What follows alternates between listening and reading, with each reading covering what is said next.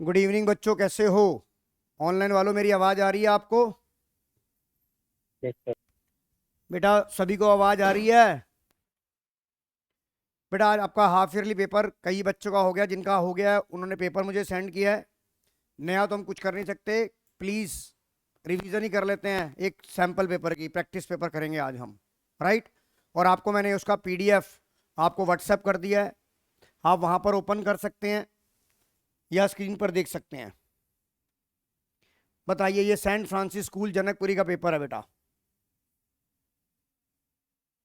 आइए जरा कोशिश करते हैं। फर्स्ट क्वेश्चन स्क्रीन पर नजर आ रहा है Madhav, Ashmeet. Yes sir. Which of the following, underline the word, वही वाली बात मैं क्या कर रहा हूं, ये जो नोट है ये बहुत इंपॉर्टेंट है, जो आंसर को चेंज कर देता है। Which of the following is not an objective of accounting, जो अकाउंट्स का ऑब्जेक्ट नहीं है। To maintain the accounting record, accounts का ऑब्जेक्ट होता है। To calculate the result of operation, accounts का ऑब्जेक्ट होता है। To ascertain the financial position, accounts का ऑब्जेक्ट होता है। To keep the record non financial transaction, non financial transaction को बिजनेस में record, because your personal transaction are not record in the books of account, then answer is D. Right? समझ आ गया कि नहीं आ गया? The next question is, Ram commenced the business on 1st April 2021, the 31st March. His assets 5 lakh and liability 2 lakh. His profit during the year amounted 1 lakh. He withdrew 50,000 for his private use for business. Find opening capital. आपको देखिए, आपको एक formula बताया था मैंने, profit और loss is equal to capital at the end, add drawing, less additional capital, less opening capital. बताया था नहीं बताया था? इस इक्वेशन को अगर हम यूज करें तो हमें ओपनिंग कैपिटल पता लग जाएगी, लग जाएगी? बताओ माधव, पता लग जाएगी नहीं लग जाएगी?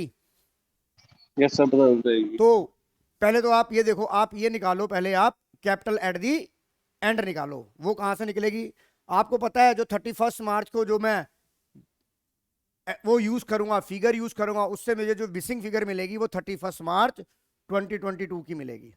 और हमें पता है अगर मैं 2022 की यूज करता हूं, आइए अगर मैं क्वेश्चन नंबर 2, अगर मैं 31 मार्च 2022 की अगर मैं फिगर यूज करूंगा तो मुझे जो मिसिंग फिगर भी मिलेगी वो भी 21 मार्च 2022 की मिलेगी। और we know that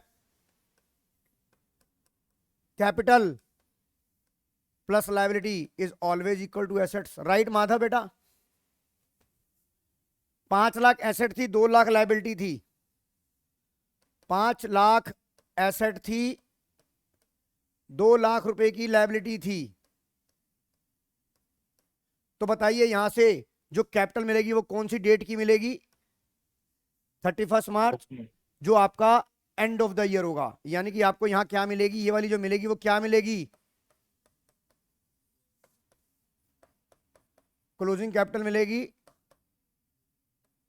5 lakh minus 2 lakh. बताइए माधव, ये बात समझ में आ गई? ईशान, ये बात समझ में आ गई? यस सर, आ गई। अश्मीत महाजन, समझ आ गई बेटा? Yes sir. Ashmeet, yes sir. Chirag, yes sir. Darsh, yes sir, आ गई। तनिष आहूजा, यस सर, आ गई। आपको ये मिल गया। अब आपको ओपनिंग कैपिटल निकालनी थी, आपके लिए फॉर्मूला क्या यूज करना था? अब ये प्रॉफिट और लॉस, अगर नेगेटिव में है तो ब्रैकेट, प्रॉफिट और लॉस इज इक्वल टू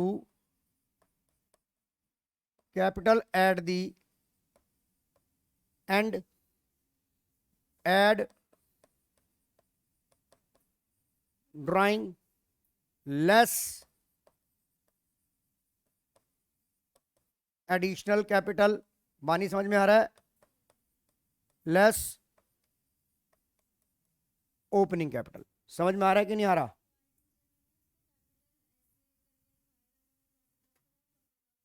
कोई बात नहीं, हम जैसे मर्जी यूज करें, इक्वेशन तो वही बनेगी बानी। अब बता, प्रॉफिट हमें कितना दिया हुआ है यहां पर? 1 लाख प्रॉफिट दिया हुआ है।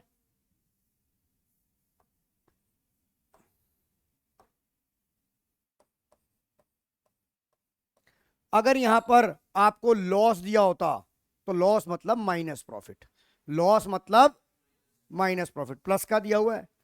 कैपिटल एट द एंड हमने निकाल लिया कितना, 3 लाख। ड्राइंग कितनी थी आपकी, ये रही ड्राइंग, कितनी निकाली है ड्राइंग, 50,000 रुपये। एड ड्राइंग 50,000 रुपये, एडिशनल कैपिटल नील है, तो ओपनिंग कैपिटल आ गई कि नहीं आ गई आपकी, आपकी ओपनिंग कैपिटल आ गई कि नहीं आ गई, बताइए ऑनलाइन वालों, बताइए मुझे करके बताइए, ओपनिंग कैपिटल कितनी आ रही है आपकी, कोई मुझे आंसर बताएगा। 2 ओपनिंग कैपिटल कितनी आ रही है, 2,50,000। 2,50,000। बताइए ये आंसर अभी सभी ऑनलाइन वर्ष बच्चों को समझ आ गया कि नहीं आ गया। आ गया सर। अश्मीत आ गया बेटा, अश्मीत, चलिए कोई बात नहीं, जवाब माधव समझ आ गया। यस सर, आ गया। आइए the question number 3, Amit has incurred an expenses 5,000 towards repair. However, this amount is still to be paid. यानी कि अभी पे करना है, तो इसका मतलब ये आउटस्टैंडिंग हो गया कि नहीं हो गया। Expenses due but not paid हो गया कि नहीं हो गया। तो ये बताइए अकाउंटिंग क्वेश्चन में कैसे दिखाएंगे। अगर आपकी आउटस्टैंडिंग सैलरी होती है तो कैपिटल में से माइनस, और लायबिलिटी में देखिए इसमें कोई ऐसा ऑप्शन है कैपिटल में से माइनस, ऑप्शन नंबर डी है कि नहीं है कि नहीं है। ईशान समझ आ रहा है बेटा, यस सर। अंडरलाइन। चौथा question number 4, all expenses of a period are deducted from the revenue from the same period for calculation income due to matching principle. State the whether the above statement is true और false.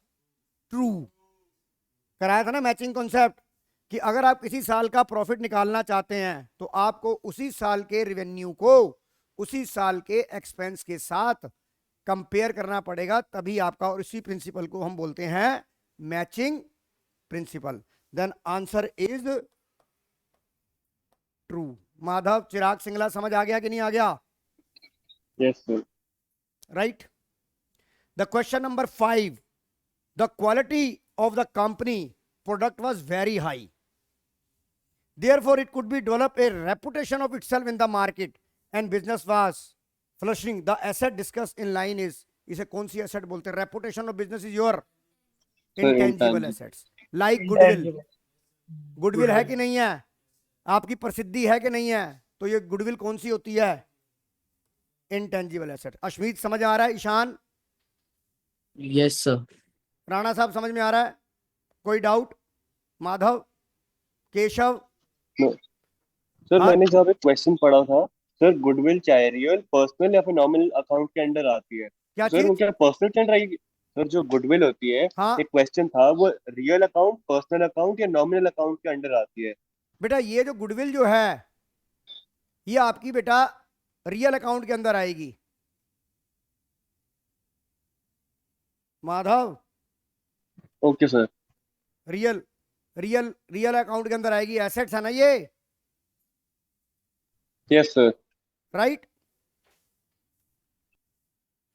आइए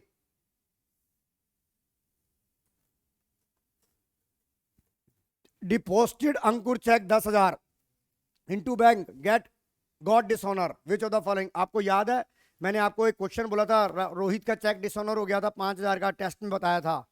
तो entry क्या होती है, Rohit debit to bank, वो दोबारा आपसे debtor बन जाएगा और बैंक आपके पैसे काट लेगा।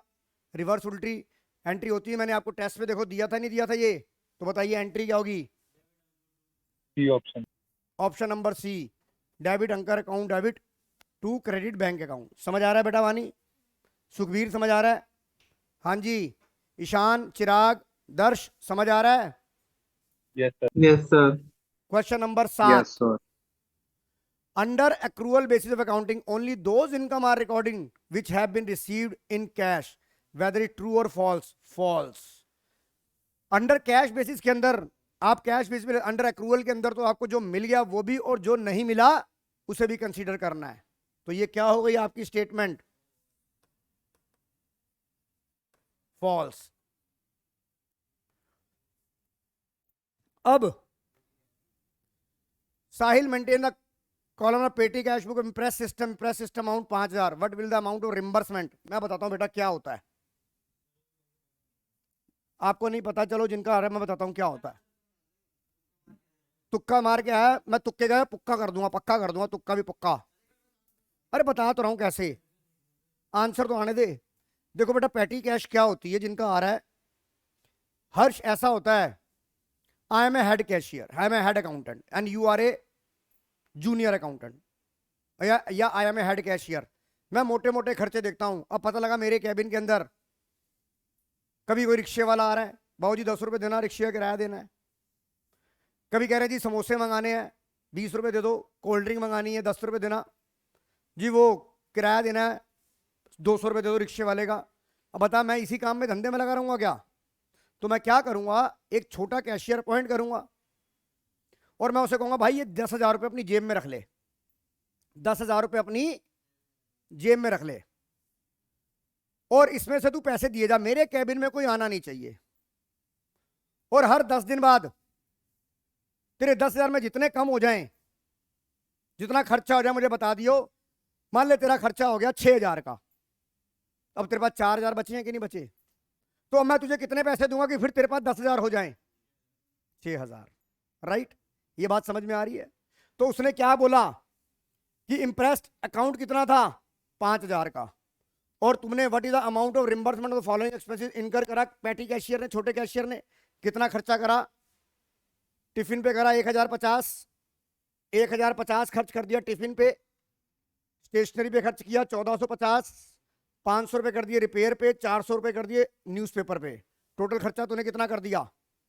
1 2 1,500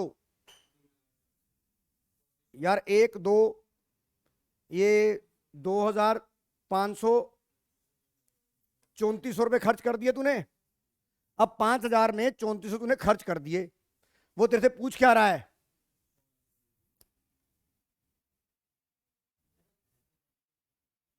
व्हाट विल बी द, आपसे पूछ क्या रहा है? What will be the amount of reimbursement? आपको रिम्बर्समेंट कितने का होगा? आपके पास 3,400 खर्च कर दिए, तो आपको मैं रिम्बर्स कितने करूंगा? 3,400 ही करूंगा।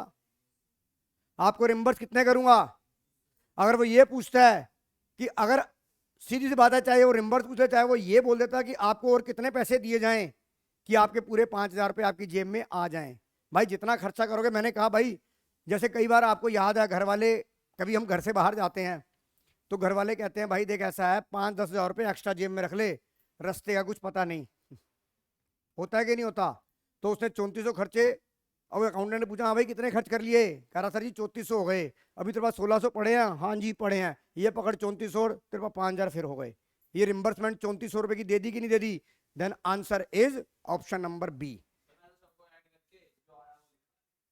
हाँ तो वही तो बात है, तुक्का लग गया भाई जाट का, तो ऐड करके 3,400 ही तो आ रहा है। कभी ना तुक्का भी सही लग जाता है। मेरी बात समझ में आ गई माधव? माधव समझ आ गया कि नहीं आ गया? Yes sir. अगला क्वेश्चन, आपने जीएसटी पढ़ा है कि नहीं पढ़ा? मैंने जीएसटी की आपको वीडियो दी थी बेटा।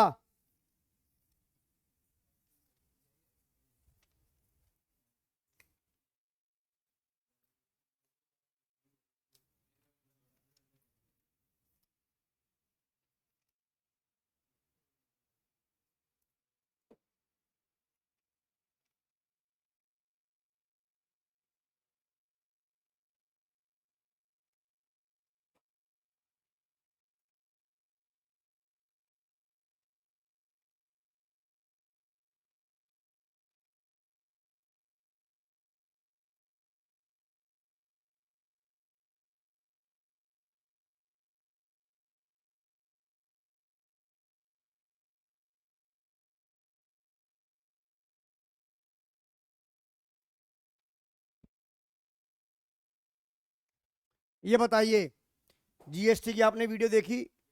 मैंने आपको बताया था जीएसटी क्या होता है, वन नेशन वन टैक्स, एक सिंगल टैक्स होता है, सारे टैक्स उड़ गए। तो उसने बोला GST the comprehensive indirect tax which has replaced all indirect taxes, सारे हट गए। इसका मतलब ये क्या है, ये क्या है, सच्ची बात है कि नहीं है? और all indirect tax have been merge in a single tax, ये भी सच्ची बात है। तो both assertion and reason both are right. तो आंसर देखो, एंड नहीं B is the sorry A, both assertion and reason are true and R is the correct explanation of A. अब मैं आपको इसके बारे में, असर्शन रीजन के बारे में आपको एक बात बताना चाहूंगा। आप कहोगे सर अगर मैं ये लिख दूं both assertion true but R is not correct explanation, sir ये एक्सप्लेनेशन ऑफ का मतलब क्या है, ये असर्शन रीजनिंग क्या भला है? चिराग मेरी आवाज आ रही है? Yes sir. अब आपको असर्शन रीजनिंग के जो सवाल आएंगे उसे कैसे हैंडल किया जाता है, आपको मैं एक एग्जांपल देता हूं बहुत बढ़िया, कि आपको असर्शन रीजन समझ आ जाएगी। तनिष आहूजा मेरी बात समझ में आ रही है कि नहीं आ रही?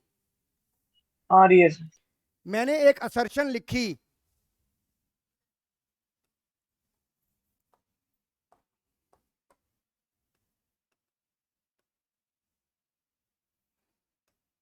मैंने एक असर्शन लिखी, भगवान राम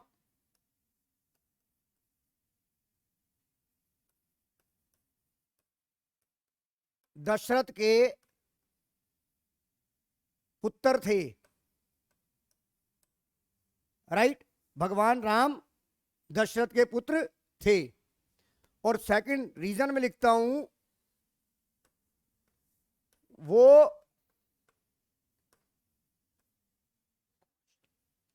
कौशल्या माता से पैदा हुए थे, राइट? तो क्या इसके मैं अब 4 ऑप्शन देता हूं आपको, 4 ऑप्शन देता हूं। Assertion and reason both are true and correct explanation of A. assertion and reason both are true but not correct explanation of A। तीसरा कहता हूं assertion is right but reason is wrong। assertion and reason both are wrong, right?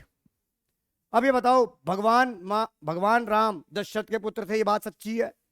और दशरथ की 4 पत्नियां थी, कौशल्या, केकई और सावित्री, क्या नाम था उसका, हाँ 3 थी ना, 3 रानियां थी, 3 ही थी, हाँ गलती हो गई मेरे से, सॉरी। तो ये बताइए भगवान राम किसके पुत्र थे, कौशल्या के पुत्र थे कि नहीं थे? तो ये बताइए both assertion reason and true and correct explanation of A, ये आंसर हो गया कि नहीं हो गया? दोनों इंटर रिलेटेड हो गई। अभी बताता हूं, ये बात समझ आ गई कि नहीं आ गई? दशरथ उसी की रानी तो थी। इसकी, इस बात की जो लिखी गई है, इसकी करेक्ट एक्सप्लेनेशन है कि नहीं है कि वो कौशल्या मां से पैदा हुए थे? अगर मैं यहां पर वर्ड लिख दूं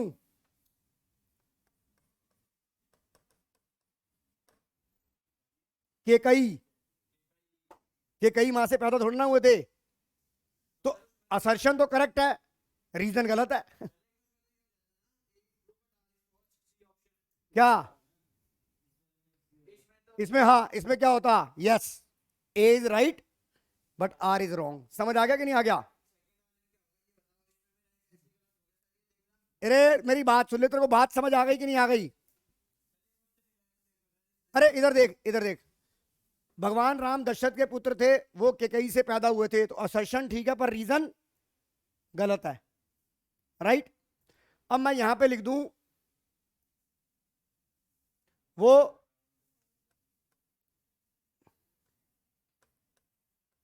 कौशल्या माता से पैदा हुए थे जो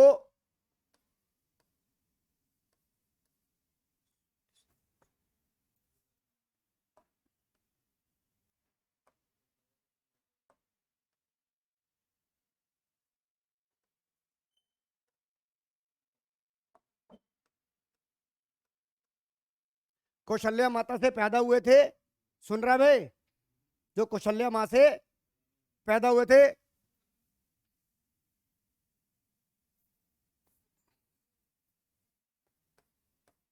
बट वो छोटे भाई को क्या बोलते हैं भाई? अबे ओए, अंग्रेजी में भ्राता तो है, यंगर ब्रदर, एल्डर मीन्स बड़ा है, अनुज अनुज तो छोटा होता ना, ये वो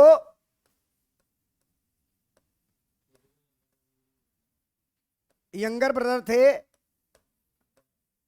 भरत के। भरत से छोटे थे या बड़े थे?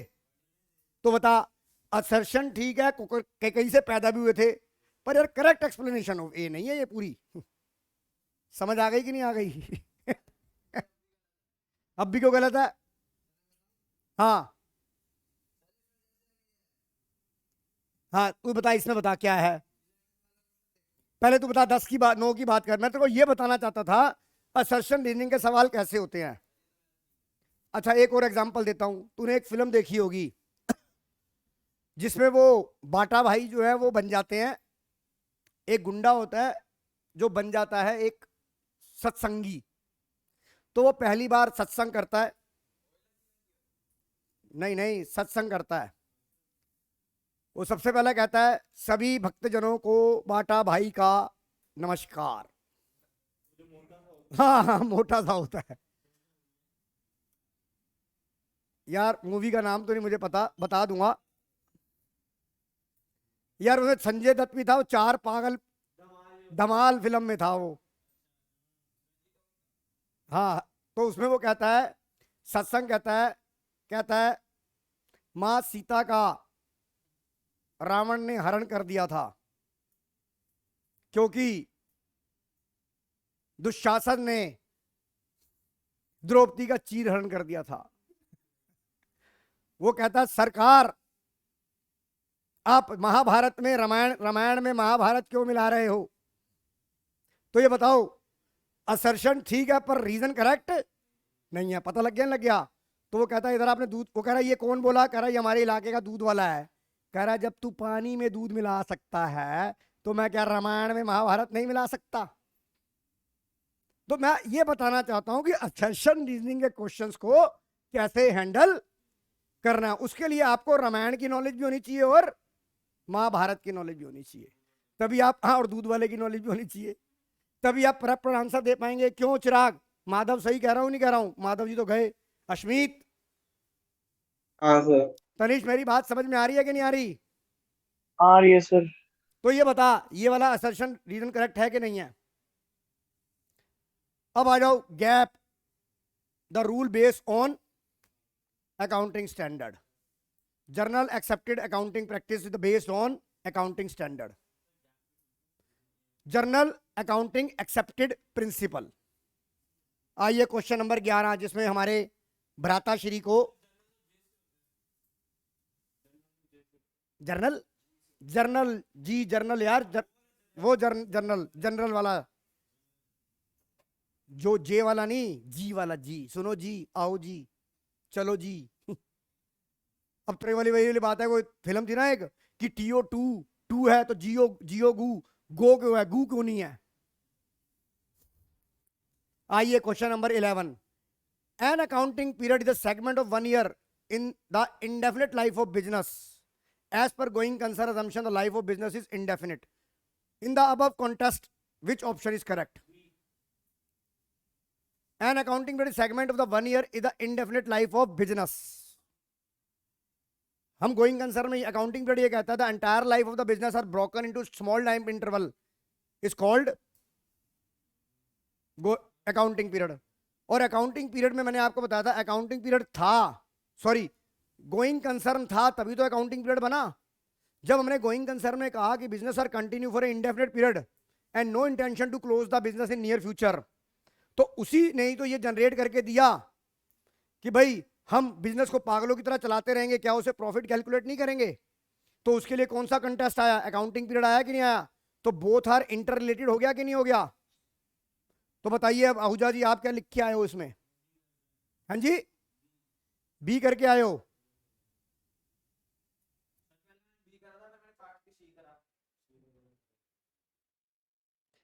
ये आप स्टेटमेंट मानते हो कि ये है कि नहीं है? इसका मतलब मुझे बताइए, accounting period segment of 1 year in the indefinite life of business,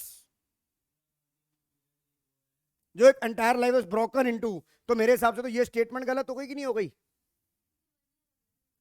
तेरा 1 ईयर आ गया,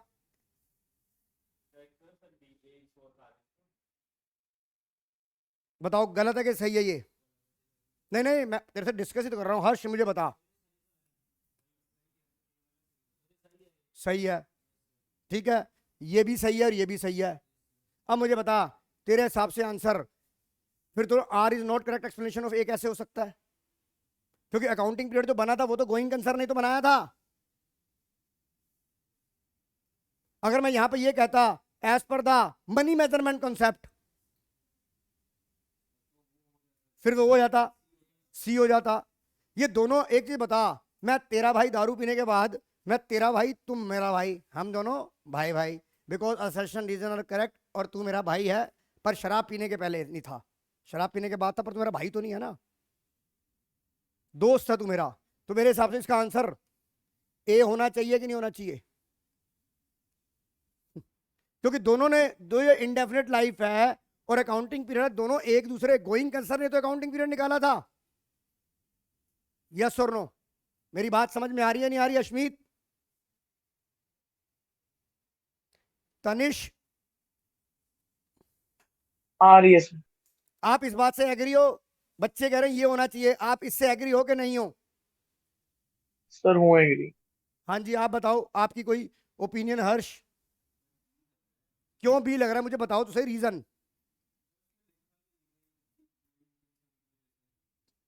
अगर गोइंग कंसर्न था ही तभी तो अकाउंटिंग पीरियड बना था।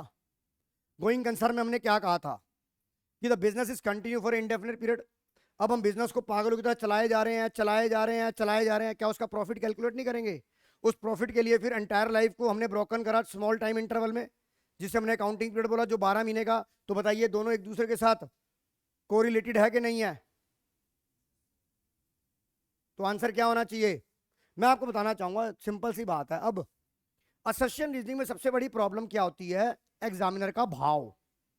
वो कहता है जी मैंने इस कंटेस्ट में पूछा था, हमें सपना थोड़ा ना था तूने किस कंटेस्ट में, मतलब लैंग्वेज को मैंने इस कंटेस्ट, इस टेक्निकल भाषा में बनाया। तो इसके लिए बड़ी लड़ाइयां होती है बेटा। 12th के अंदर भी असर्शन रीजनिंग के सवालों को हर एक बंदे का, जैसे वो कहते हैं ना, फिर सबसे लास्ट में भी एक ही बात आती है, accounting free from personal vice.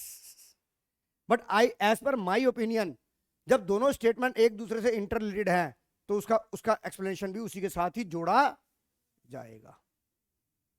हर समझ आ गया कि नहीं आ गया? आइए क्वेश्चन नंबर 12 पे। Sunil started a business of laptop. He invested 10 lakh own fund and took a loan of 10 lakh from commercial bank. He purchased a laptop directly from the companies from 12 lakh. He sold laptop cash credit to Ayush. He allowed discount 5,000 in account is fully settled. The amount of debtor will pay to Sunil. Underline the filling the blanks भरना है आपने। अब ये बताइए, debtor की बात है, हमने कितने का लैपटॉप बेचा बेटा क्रेडिट पे आयुष को? 6 लाख का बेचा। तो जिसको हम मोबाइल, जिसको हम उधार में माल बेचते हैं वो डेटर होता है। उससे हमने फाइनल सेटलमेंट में आयुष ने डिस्काउंट ऑफ 5,000 का डिस्काउंट ले लिया और कैश अकाउंट, अपना अकाउंट सेटल कर दिया। तो ये बताइए what the amount debtor will pay to Sunil. Sunil is the, मतलब डेटर कितने पैसे, बिजनेस हमारा राम मोबाइल स्टोर का काम था क्या नहीं था? देखो यहाँ पे भी लैपटॉप लिए गए, तो 6 लाख में उसने 5 लाख का डिस्काउंट दिया, तो डेटर आपको कितने पैसे देगा? 5 लाख। बताइए चिराग सिंगला जी, समझ आ गया कि नहीं आ गया? ईशान नागपाल समझ आ गया कि नहीं आ गया? Yes sir. इसका आंसर भी क्या होगा? Yes sir. ए है। वाउचर का चैप्टर की वीडियो में भेज चुका था मैं, अब मैं ज्यादा डिस्कस नहीं कर रहा इसके अंदर। As per the company act are required to follow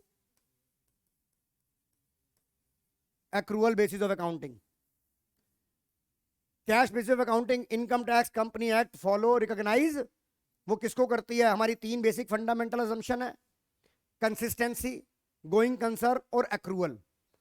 हमारा company law, income tax law cash basis of accounting को रिकॉग्नाइज नहीं करता है, वो ओनली किसको रिकॉग्नाइज करता है? एक्रूरल को।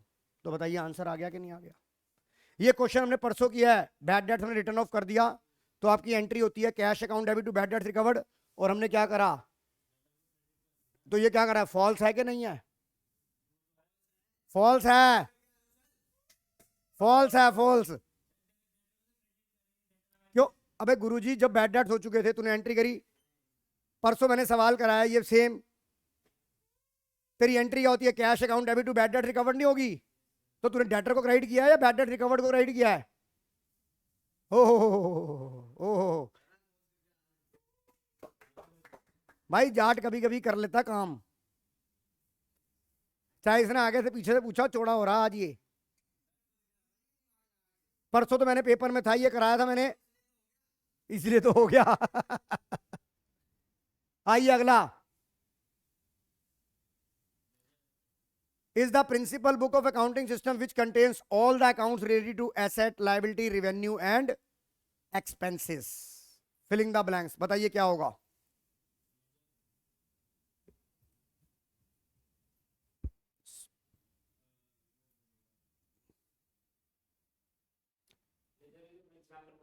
नहीं नहीं, पहले आपको कंफ्यूजन आएगी, मैं आपको बात करता हूं। पहले जर्नल क्या होती है आपकी? Ledger. Books of original entry होती है, और बुक्स ऑफ ओरिजिनल एंट्री को फर्स्ट टाइम रिकॉर्ड किया था, बुक्स ऑफ ओरिजिनल एंट्री को क्या बोला जाता है? एक उसका दूसरा नाम भी होता है, किसी को याद है? पढ़ाया था उस दिन, याद नहीं है मेरे को। एनीवे, इसका जो आंसर होगा वो क्या होगा? Ledger the principal book accounting which contains all the accounts related capital, liability, assets and. बताइए समझ आ गया कि नहीं आ गया? मैं आपको उसका दूसरा नाम भी बताया था जर्नल का।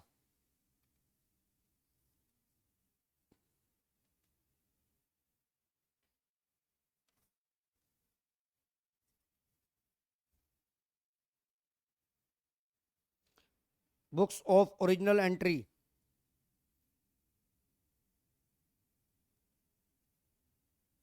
या इसे बुक्स ऑफ ओरिजिनल एंट्री भी बोलते हैं। हाँ, आ गया कि नहीं आ गया? लेजर है ये, लेजर ही तो बनता है। बताओ ईशान, तनिष, समझ आ गया कि नहीं आ गया? Yes, sir. An increase in which the following account will be recorded in the debit side. जब आपकी इंक्रीज होती है अकाउंट की और डेबिट साइड में आती है, वो कौन सा अकाउंट है? एसेट। या और कौन सा हो सकता था? एक्सपेंसेस भी हो सकता था। तो आप देखिए कौन सा है? ए। बिल्डिंग अकाउंट है कि नहीं है? क्वेश्चन समझ नहीं आया? वो क्या कर रहा है? An increase in which of the following account, जहां इंक्रीज वाला जो डेबिट साइड में आता है वो कौन से अकाउंट में आता है? एसेट। तो इन चारों में एसेट कौन सी है? ये आपका क्या है? लायबिलिटी अगर इंक्रीज होगी तो कौन सी साइड में जाएगा? रेंट रिसीव्ड इनकम है। रिवेन्यू अगर इंक्रीज होगा तो कहां जाएगा? कैपिटल आपकी इंक्रीज होगी तो कहां जाएगा? बिल्स पेबल लायबिलिटी, लायबिलिटी होती है वो, मैं बता रहा हूं ना, क्रेडिटर बिकम बीपी। समझ में आ रही है कि नहीं राणा साहब? ना, बिल्स पेबल मतलब देना, पेबल देना बाकी है, liability. The answer is capital account. समझ आ गया कि नहीं आ गया? सॉरी, बिल्डिंग बोला तो है, बिल्डिंग अकाउंट, सॉरी मेरे मुंह से निकल गया होगा। अब आइए, विच of the following is not ए, मैंने आपको बोला था, सवाल कराया था ना कि कौन सा करेक्टरिस्टिक नहीं है, नॉट ए क्वालिटेटिव। चार होते हैं, रेलेवेंस, रिलायबल, अंडरस्टैंडेबिलिटी और कंपेरेबिलिटी। इसमें कौन सा नहीं है? और ये हमारे क्वेश्चन में भी था, उसमें भी था, हमारे टेस्ट पेपर में भी। इस पेपर में मैं ये कह रहा हूं, हमने ऐसी कोई चीज नहीं छोड़ी हर्ष जो हमने ना की हो।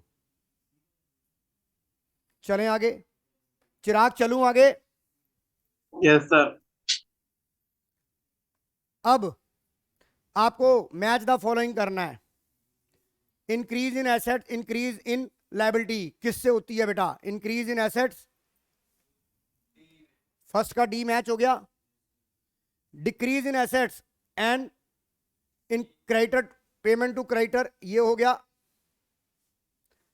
इंक्रीज इन कैपिटल ये हो गया, चौथे का तो आ ही गया। बताइए मैच द फॉलोइंग बन गया कि नहीं बन गया?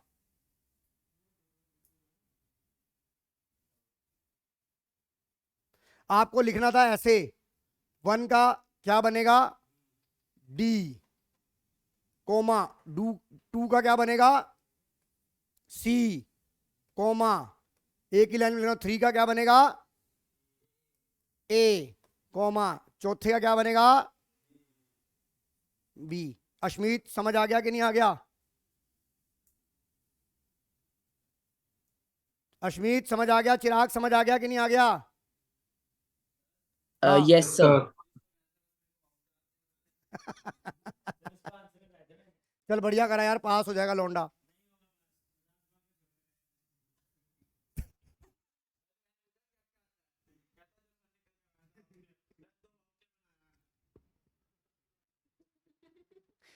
आइए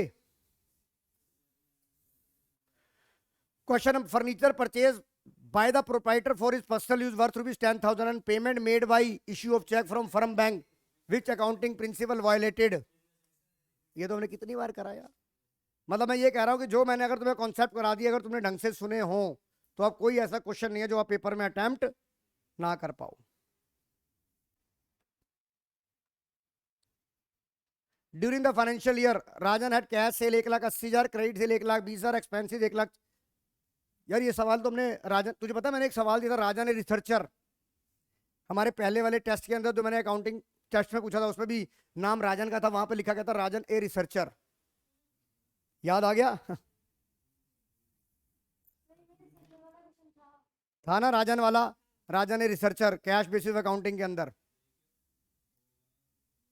आइए एनीवे, कैश बेसिस में निकालना है। कैश सेल कितनी थी? सिर्फ मैं कैश कैश देखूंगा, चाहे वो किसी पीरियड से रिलेट हो या ना हो। कैश सेल करिए 1,80, क्रेडिट सेल को नहीं लूंगा, एक्सपेंस इनकर करे 1,40, जिसमें 60,000 अभी देने हैं, तो इसका मतलब 80,000 पे कर दिए। तो इसमें प्रॉफिट कितना आ जाएगा कैश बेसिस में? 1 लाख। अब आ जाए एक्रूअल बेसिस में। एक्रूअल में तुझे कैश, पहले मैं करा देता हूं यहां पर इस सवाल को।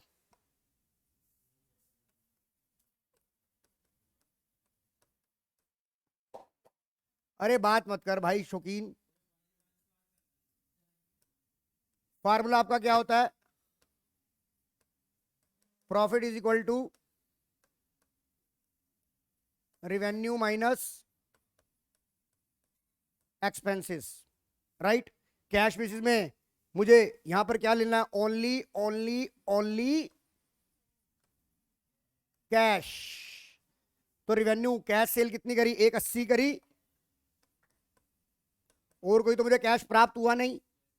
मैंने टोटल एक्सपेंस 1,40,000 पेड करा, आउट ऑफ विच मतलब इसमें से 60,000 रुपए दिए, 1,40 देने थे, 60 नहीं दिए, इसका मतलब 80 दे दिए। तो मैं यहां कितना लिखूंगा? 80। तो कितना आ गया प्रॉफिट? कितना आ गया? 1 लाख। बताइए मेरी बात समझ आ गई कि नहीं? अश्मीत समझ आ गया कि नहीं आ गया? Yes, sir. अब आ जाओ यार, बात नहीं, अब आ जाओ। सुखबीर तेरे पेपर कब से हैं? मंडे को है, मंडे से स्टार्ट है। तो अब तुम्हारा पेपर कब है VIS का? मंडे को। तो मतलब एक तरह से आज क्या वार हो गया है? सैटरडे की लास्ट क्लास होगी, उसके बाद क्लास से एक बार बंद करेंगे, कोई आता तो है नहीं। फिर हाफ ईयरली का पेपर होने के बाद देखते हैं। अच्छा तुम्हारी तो होनी है क्लास यार, चल करेंगे यार, और प्रैक्टिस कर लेंगे बेटा केशव, और प्रैक्टिस कर लेंगे। तो ये बताइए यहां पर क्या होगा? यहां पर जो मिल गया वो भी और जो नहीं मिला वो भी। तो कैश सेल कितनी करी थी आपने? 1,80 की। क्रेडिट करी थी 1,20 की। टोटल सेल कितनी हो गई? 3 लाख की हो गई कि नहीं हो गई? 3 लाख की सुखबीर हो गई कि नहीं हो गई? कैसे? 1,80,000 जमा 1,20,000, ये हो गई कि नहीं हुई कैश? और आपने कितना एक्सपेंस पे करना था, चाहे पे किया या नहीं करा? सॉरी कितना था, हाँ 1,40,000। आपको उस साल के एक्सपेंसेस 1,40,000 थे, जो आपने दे दिए वो भी, और जो इस साल के थे जो नहीं दिए वो भी आ जाएंगे एक्रूअल में। तो बताइए कितना आ गया ये,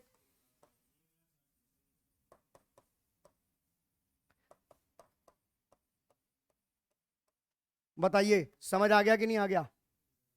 कोई डाउट? वानी कोई डाउट? चिराग कोई डाउट? नहीं सर। समझ आ रहा है बेटा? हाँ जी पीछे आइए आगे। आपको मैंने बताया था accounting is the IMRC SAC identification, measuring, recording, summarising, analysing and communicating to the user, that is. और बुक कीपिंग और अकाउंटेंसी में आपको डिफरेंस बताने हैं, स्टेज एंड ऑब्जेक्टिव। ये बुक कीपिंग हमारी प्राइमरी स्टेज होती है, और वो क्या होती है, सेकेंडरी स्टेज। ऑब्जेक्टिव क्या होता है, समराइजिंग तक जहां तक काम होता है, IMRC तक काम जहां होता है वो क्या होता है, बुक कीपिंग। उसके बाद का जो काम होता है वो क्या होता है, अकाउंटिंग। एनीवे तो थ्योरी का है। आइए, आपको मैंने बोला था ना, देखो सवाल की लैंग्वेज भी वही है कि नहीं है, इन एक्सपीरियंस अकाउंटेंट।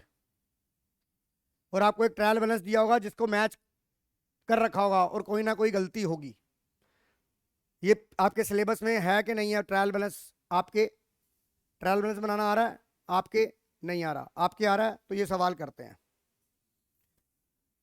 आप मुझे खुद करके दिखाएंगे क्या, या मैं कराऊं आपको? ये मैं आपको बता देता हूं, यहां पर इधर देखिए कहां गलती है, फटाफट ये देखिए। डेटर आपके एसेट में डेटर आपके एसेट में आने चाहिए थे, ये सही है। क्रेडिटर यहां आने चाहिए थे, ये सही है। ओपनिंग स्टॉक यहां आना चाहता, ये सही है। परचेज यहां आनी थी, ये सही है। यहां पे देखो हमेशा गलती होगी रिटर्न आउटवर्ड में। आउटवर्ड क्या होती है, परचेज। और अगर परचेज रिटर्न, परचेज आपकी डेबिट, तो परचेज रिटर्न क्या होगी? मैंने आपको बोला एग्जामिनर जो गलती कराएगा वो रिटर्न इनवर्ड और रिटर्न, तो ये फिगर कहां आनी चाहिए थी, यहां आनी चाहिए थी। समझ में आ रहा है कि नहीं आ रहा? उसके बाद कैश इन हैंड, ये सही है। मशीनरी, ये सही है। गुडविल एसेट होती है, इंटेंजिबल एसेट होती है कि नहीं होती, तो ये यहां आना चाहिए। सेल्स सही है। अब आ जाओ फिर इनवर्ड, रिटर्न इनवर्ड। इनवर्ड का मतलब जो माल बेचा वो सेल्स रिटर्न, तो ये भी कहां आनी चाहिए थी आपको? मैंने आपको उस दिन कराया था, मैंने बोला था ना एग्जामिनर की हॉट केक आइटम होती है रिटर्न इनवर्ड, रिटर्न आउटवर्ड। बोला था कि नहीं बोला था? 4 बार बोला था आपको मैंने, भूल गया? बादाम खाया कर। लोन फ्रॉम राम, ये लायबिलिटी है कि नहीं है, ये इधर आनी चाहिए। इंटरेस्ट ऑन राम लोन खर्चा है, ये सही है। BR ये सही है। कैपिटल ये सही है। डेप्रिसिएशन ये सही है। कैरिज ये सही है। एडवर्टाइजमेंट सही है। डिस्काउंट रिसीव्ड कहाँ आना चाहिए, इनकम है आपकी ये। इन्वेस्टमेंट सही है। इंटरेस्ट ऑन इन्वेस्टमेंट इनकम है आपकी। कोई बात नहीं, मतलब मैं तो इंटरेस्ट की बात कर रहा हूँ। ये 12 का 13 है, तो 13 करा दिया तो हम 13 ले लेंगे। अब तू कर ले ऐड भाई, सारी चीजें मेरे से मत करा। नहीं नहीं, जिन्होंने जिन्होंने कर लिया वो इसको सवाल को फटाफट यहाँ से स्क्रीनशॉट ले लो और अपना आंसर, तो लोग वीडियो तो मिल ही जाएगी। ये हो गया कि नहीं हो गया, करोगे ये? जल्दी करा दूं अब? हाँ जी चिराग समझ आ रहा है? दर्श यस सर, समझ आ क्यों रहा है। चले, अभी रुक जा यार। आइए, हर्ष समझ आ रहा है कि नहीं आ रहा? खुशबीर सुखबीर समझ आ गया कि कैसे ट्रायल बैलेंस को ठीक करना है? हाँ जी आपको, हाँ कैरेज इनवर्ड। देखो बेटा ऐसा होता है, खाली अगर कैरेज इनवर्ड कैरेज आउटवर्ड में फर्क क्या होता है?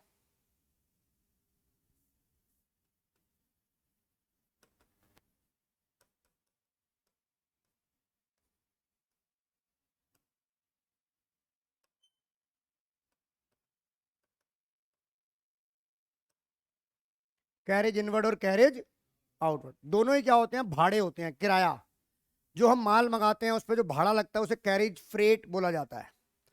हमने मान ले लुधियाना से माल मंगाया, लुधियाना से माल आया तो गाड़ी पे आएगा, ट्रांसपोर्टेशन लगेगी, या एक लगा ले, हमारी जनकपुरी में दुकान है, हमारी जनकपुरी में दुकान है और हमने द्वारका से माल मंगाया, तो रिक्शे पे माल आया, तो मैंने वो माल को परचेज किया बिजनेस ने, तो जब माल परचेज करते वक्त भाड़ा देता हूं,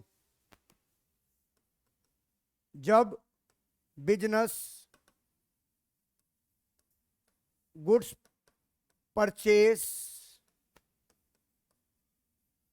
करते समय जो कार्टेज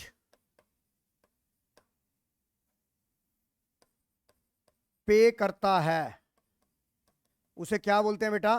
कैरेज इनवर्ड। अब हमने भी तो माल बेचा, जनकपुरी में आ गया, मुझे मेरा माल की मेरी पार्टी थी रजौरी गार्डन की, कह रहा सर माल भेज दो, और मैंने किराया लिया, तो उसे क्या बोलेंगे? Carriage outward. यानी कि ये क्या हो गया? अबे दोनों ही एक्सपेंस होते हैं अंकल, लायबिलिटी एक्सपेंस, कैरेज हमेशा भाड़ा खर्चा है, लायबिलिटी थोड़ी ना है। एक्सपेंस ऑन सेल इसे बोलते हैं एक्सपेंस ऑन परचेज।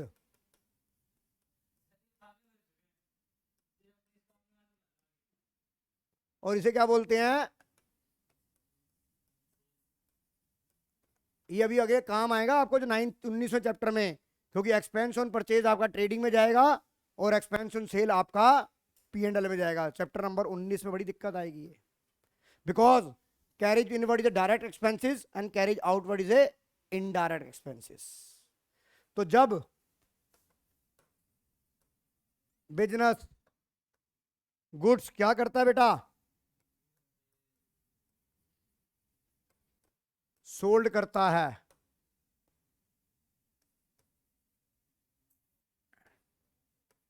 और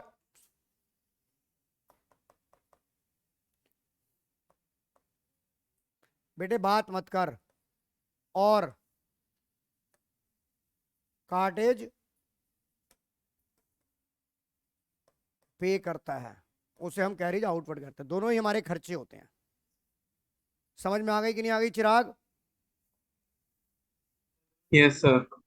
हाँ जी, हाँ दोनों डेबिट होंगे। क्वेश्चन नंबर 24, 25 सवाल आज 24 तक ही करेंगे, 25 तक ही करेंगे सवाल को। 24वां लास्ट सवाल है आज का आपका। अगली क्लास में इसके आगे लेके चलेंगे। वाउचर आ रहा है कि नहीं आ रहा? तो बनाना तुम्हारे को, तुम्हारा आ रहा है? वाउचर वाली वीडियो देखी कि नहीं देखी जो मैंने परसों बनाई थी? आप आए थे जब मैं वाउचर बना रहा था? कौन सी वीडियो अटेंड करी थी? जब SFS की परसों भाई वाउचर बना रहा था।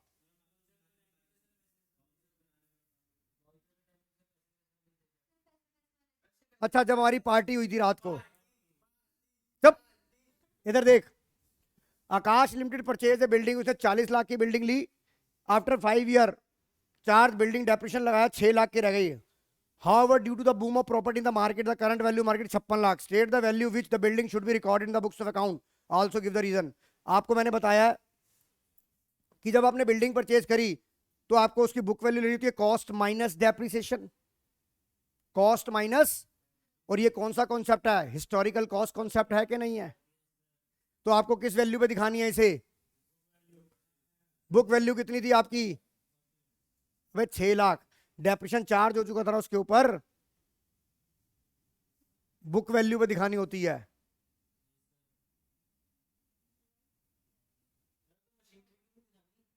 अरे यार क्या बोला, बिल्डिंग 40 लाख की खरीदी थी, इस पे 5 साल बाद डेप्रिसिएशन लग के ये 6 लाख की रह गई, तो cost minus depreciation is the book value. तो हमें बुक वैल्यू पे दिखानी होती है, मार्केट वैल्यू को कंसीडर। और ये कौन सा कॉन्सेप्ट है? हिस्टोरिकल कॉस्ट कॉन्सेप्ट या कॉस्ट कॉन्सेप्ट है कि नहीं है?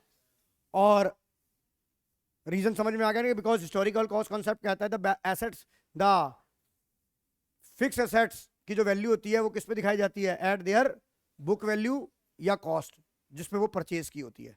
बुक वैल्यू का मतलब ये होता है, अब जैसे लैंड है, हर्ष मैं तो एक चीज समझाता हूं, अगर यहां पर बिल्डिंग की जगह लैंड वर्ड लिखा होता और ये सारी की सारी बात लिखी है डेप्रिसिएशन, बेटा लैंड पे कभी डेप्रिसिएशन लगता ही नहीं है। Land can not be depreciated. Why? हाँ रीजन बताता हूं वाई। नहीं नहीं, अगर मैं एक जाट वाला तरीका बताऊं जिसमें अकाउंटेंट की बात ना बताऊं, तेरा 100 गज का प्लाट 90 गज का हो जाएगा क्या?